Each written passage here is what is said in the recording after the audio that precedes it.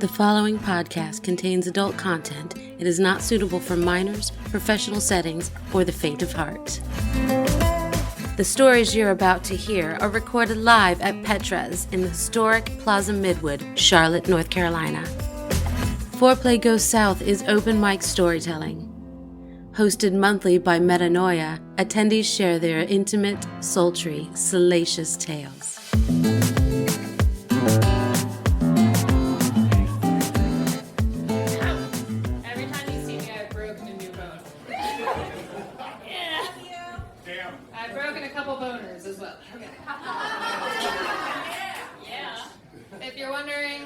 Yes, I broke both my feet at the same time.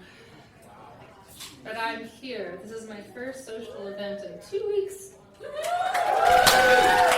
Thank you for getting me out of the house every time I break something. Okay, so per usual, I don't know what I'm going to say until I get up here, and here we go. So I'm a flight attendant, and I have been, this is squeaky as fuck, okay. And I have been for over a decade. I worked all through COVID for like the crazy 6 months where everybody's like, I don't want to wear a mask. And we're like, please just wear a mask. We're going to kick off the airplane. But come October of 2020, I had the option to take a leave of absence. And I said, yeah, I'm going to take a 13-month leave of absence with flight benefits, medical insurance, and do whatever the fuck I want. Yeah. Mm-hmm. So I said yes. And I just want to say, I've been a flight attendant for like, 10, 11 years. I've never hooked up with a pilot or flight attendant on duty or off duty, except for this Air Force pilot, but that was nothing to remember.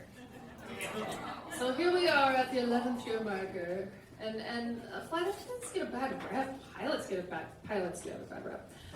Flight attendants get a bad rep that we're like dirty sluts. We are actually not. I mean, you can woo that all you want, but we're not.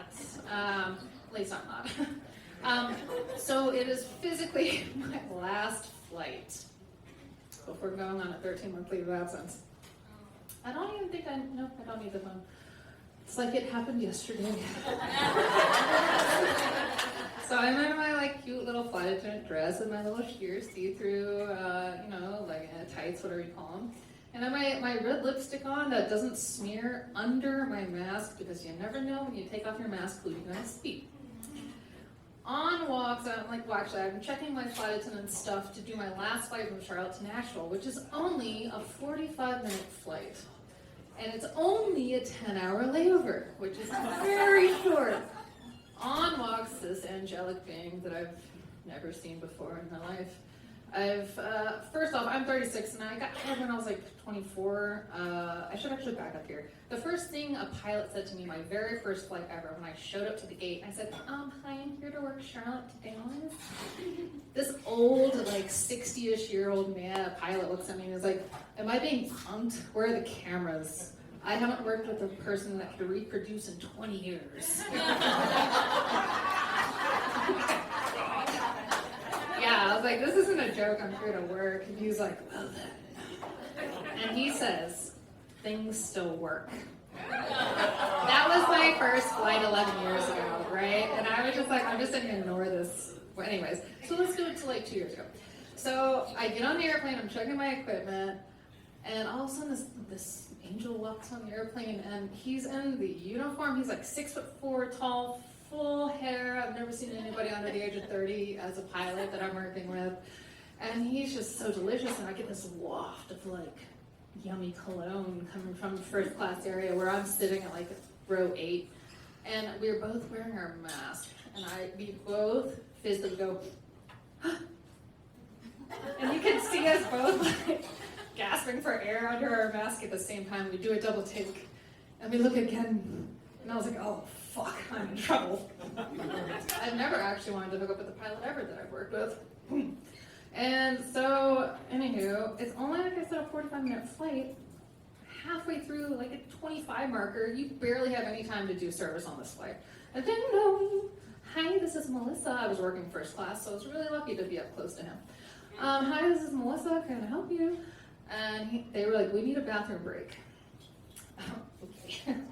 So they open the cockpit door, and one of us has to go up, so of course I go up. But it's the hot guy that's taking the break. I was like, fuck this up. And so I'm up there with the captain, And the captain in 2 seconds says, well, if I didn't know any better, child, I think you guys are gonna fuck.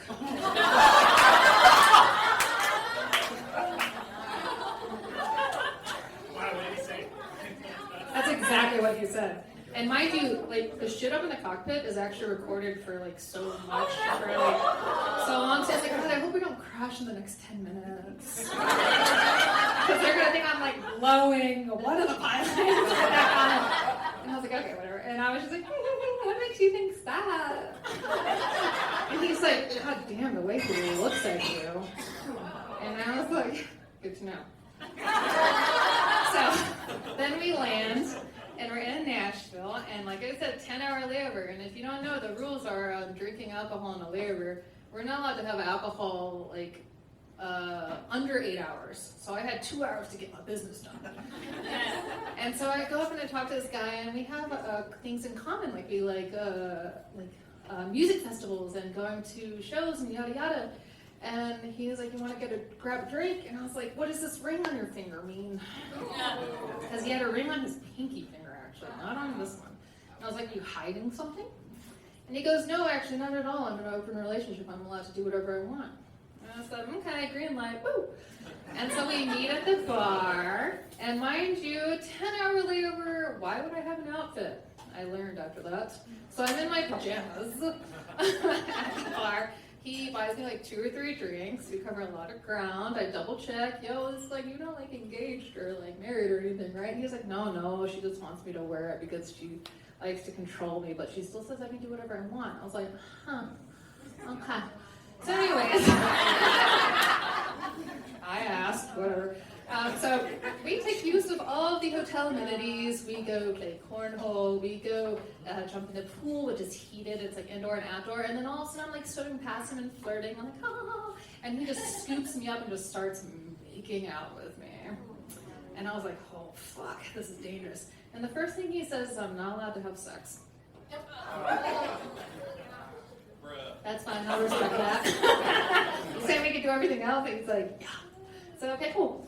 So they were making out. It's so fucking steamy. I feel like I'm in a movie. I feel like I'm in like Pan Am. Oh my God, the way he holds me, I've never been held. It was like, I was like dripping. Like my vagina was just like dripping to the floor. And so I change out of my wet clothes, and go to his room because he said, verbatim, would you like to Netflix and chill? I said, fuck yeah. So mind you, we're down to like 6 hours on our layover until we're supposed to be at the airplane. So I go to his room, and he doesn't even wait. He the TV is already turned on. He rips off my pajama pants. Yes. And starts going down on me. I'm like, oh, can I slow down? He's like, no. Oh my God, and he's like licking my pussy in a way that I've never actually experienced before, where a guy is just like so patient and diligent, and like, I want to be down here. And I had, what did you say? It's all French? Is that what it says? It's all French. Just say, okay. So he's just like licking my pussy in such a patient and nurturing and gentle way that I've never had before. And I was like, you don't have to do that. And he goes, I want to. And he's like, the way you were reacting right now, I'm never leaving. So 45 minutes later, I was like, please let me take care of you. And he was like, if you must. And so I do.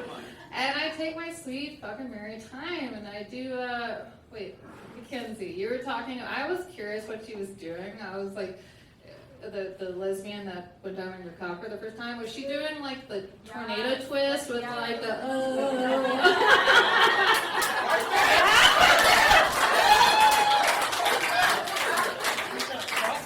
She lies. Okay, so I'm doing that to him. He's like freaking about. He's like about to explode. He's like, you gotta stop. And I was like, I don't think so, bro.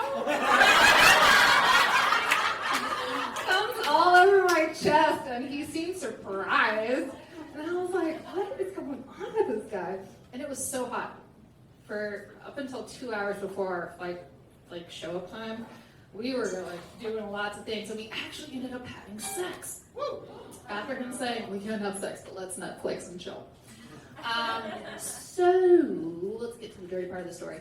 So I leave my number on his badge, on the thing with the little tiny like Tito's from the airplane, and I said for next time. And he never texted me.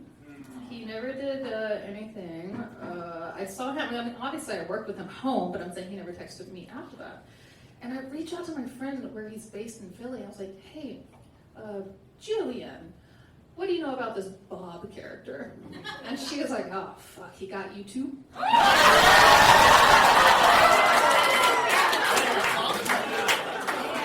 He is engaged. Has been with this woman for 6 years. And I'm not shaming because I will never forget that, that night. I am lessening everything about that night. But yeah, so apparently he's engaged. Never heard from him ever again. And this is his habit. But that is my story as a flight attendant. My only pilot hookup on duty. And God, like I just got like goosebumps.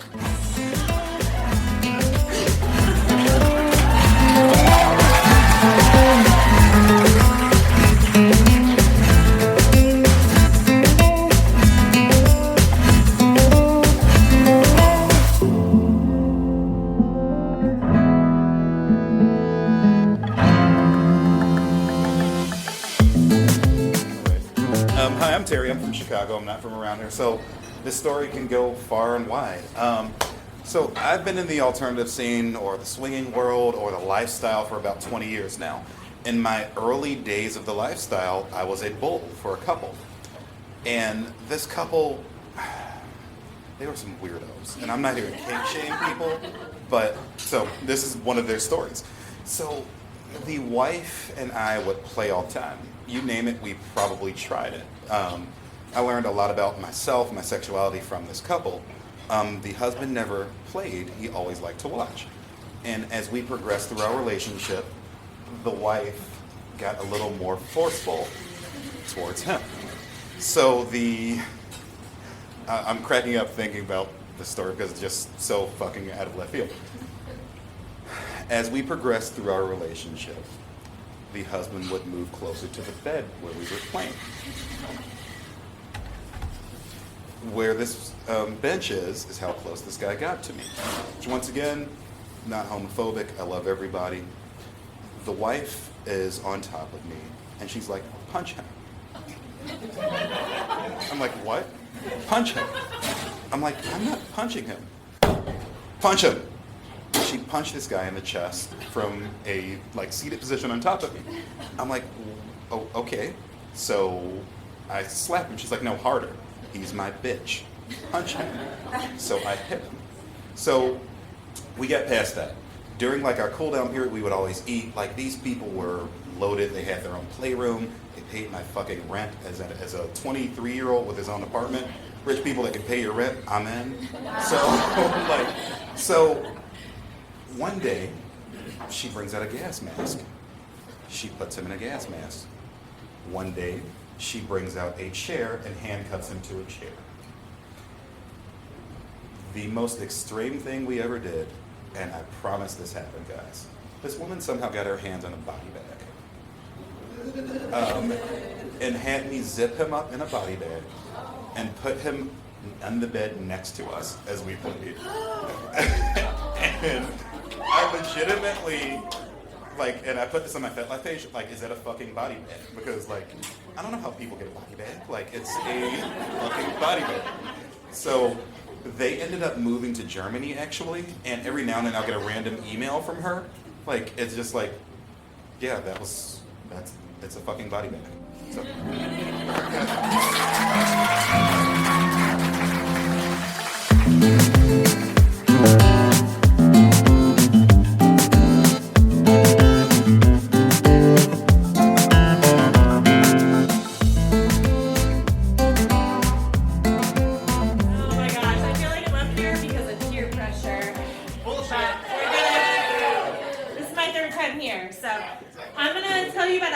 boyfriend I had. So I grew up very conservative Christian. Anyone else relate? Probably most people in Alabama.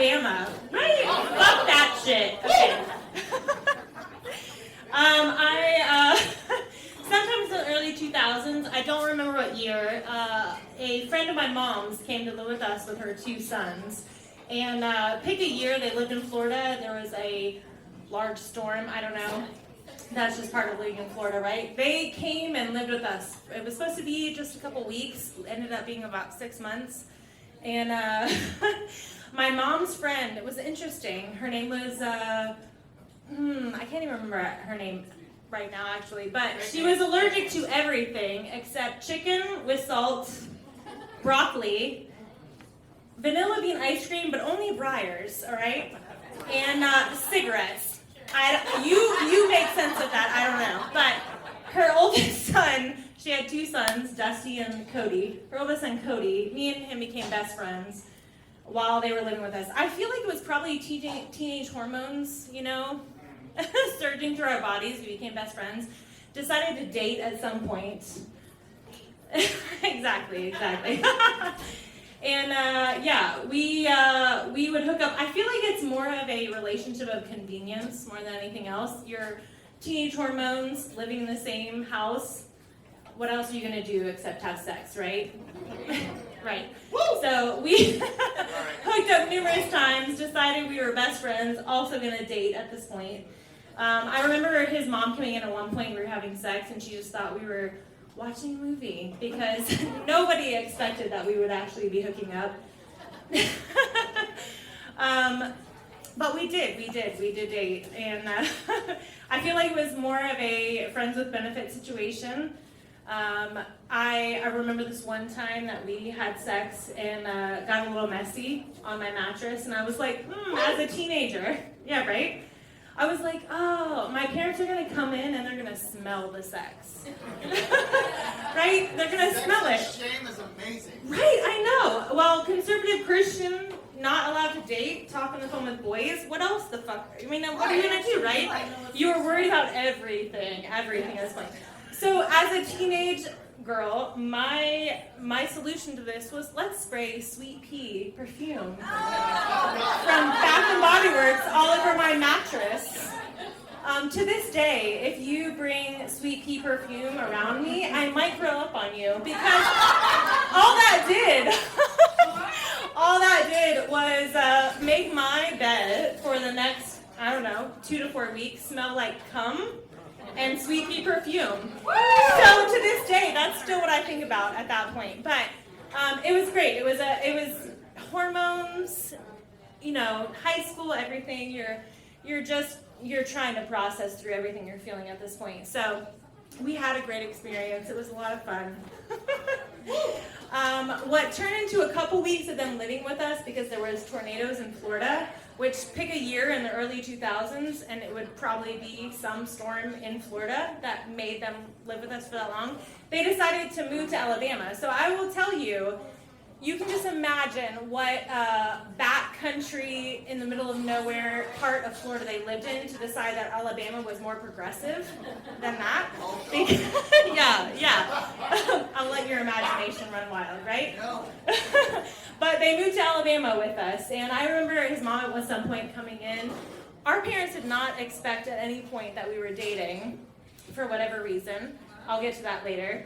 His mom came in at some point. We were having sex in my room in high school, and she just thought we were watching a movie. And nothing else was happening, right?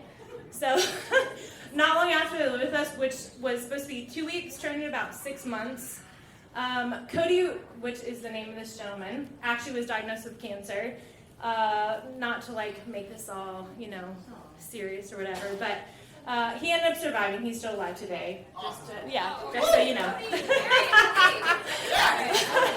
But after this relationship of convenience, where we were just having sex because, hormones run wild and high school students, they moved out, and me and him maintained a friendship, and he came to me one day and was like, I really have something to tell you. I was like, damn, do you have cancer again? Because at this point he had survived cancer. I was like, I love you dearly. And he was like, no, it's something more serious than that. And I was like, damn, I don't even know what's more serious than cancer at this point. So Cody decided to tell me that he was gay at this point. So the reason he was scared to tell me that he was gay is because I was the last girlfriend he had before he decided that was the case. So he said, I was worried that you would think that you turned me gay. I didn't want you to think that. So, we're friends. So I was like, no, dude, like totally. You can, like, I love that you love whoever you love, right? There was numerous times we hooked up after that because, again, teenage hormones, right? But no, Cody is still alive and kicking, and he's got a great boyfriend of 3 years in Birmingham, Alabama. But He taught me a lot about sex. and the male anatomy and a lot of great things. So that is my story about how we jokingly talk about how I turned my high school boyfriend gay.